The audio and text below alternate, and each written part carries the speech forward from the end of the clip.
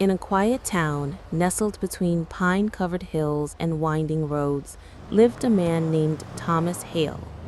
To the world, he was an ordinary bookkeeper, a man of few words, modest ambitions, and a life defined by routine. But behind his tired eyes and neatly combed hair lay a soul hardened by betrayal, loss, and an unquenchable thirst for justice. 15 years ago, Thomas had a family, a loving wife, Eleanor, and a bright-eyed daughter named Leela.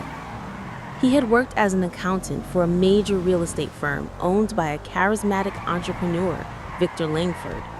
The company had grown rapidly, acquiring land, evicting tenants, and building luxury condos where communities once stood. Thomas didn't ask too many questions until the numbers stopped making sense. One cold January morning, he discovered an off-book ledger, a hidden record of illicit transactions, bribes, and forged tax filings. At first, he thought it was a mistake, but as he dug deeper, the truth emerged. Langford had been laundering millions through shell corporations, framing smaller employees for financial discrepancies, and orchestrating illegal evictions.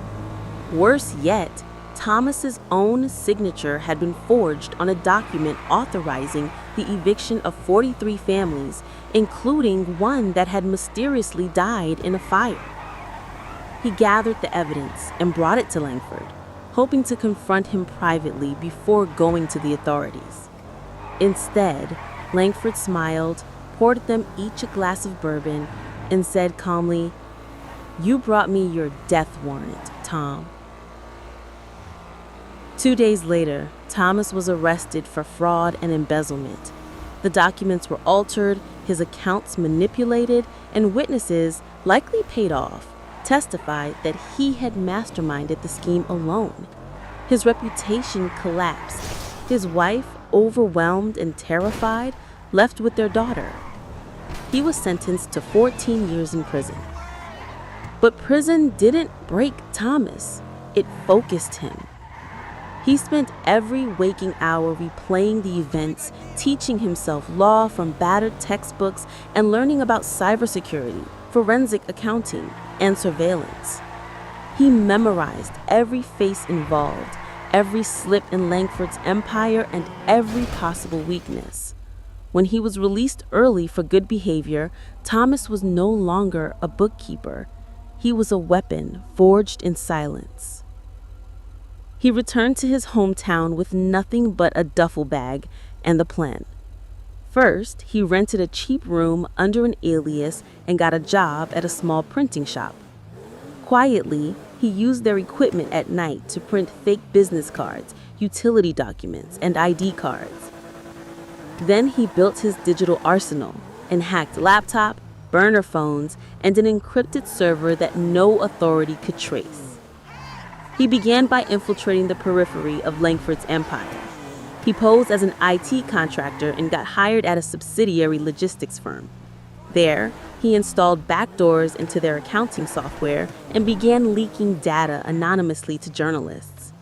Then, he tracked Langford's current CFO, an old crony named Bill Mason, and discovered that Bill had a penchant for online gambling and escorts. One night, Thomas left an envelope on Bill's car seat, a screenshot of his gambling debts, and a simple message: "Talk or fall." Bill cracked. Over several clandestine meetings in dark diners and parking lots, Thomas gathered confessions, access codes, and more.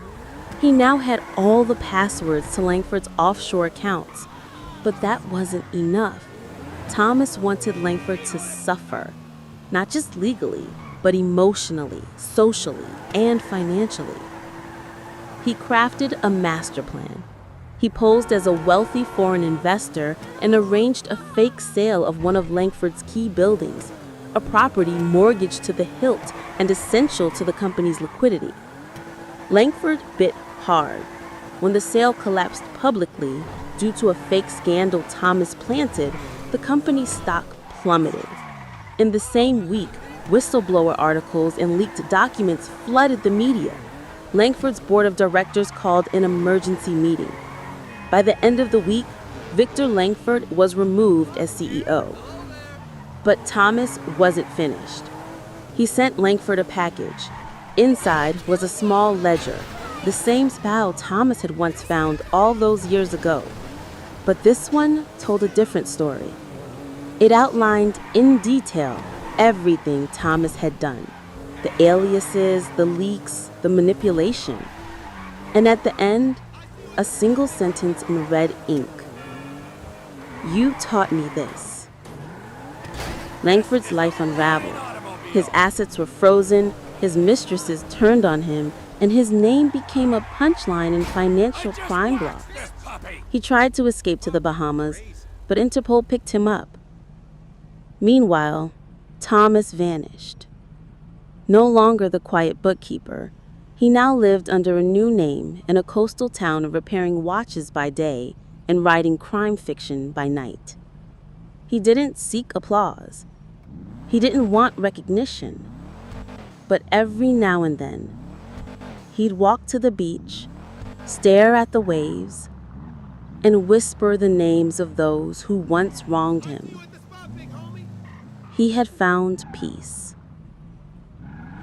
But should injustice ever rise again, so would he.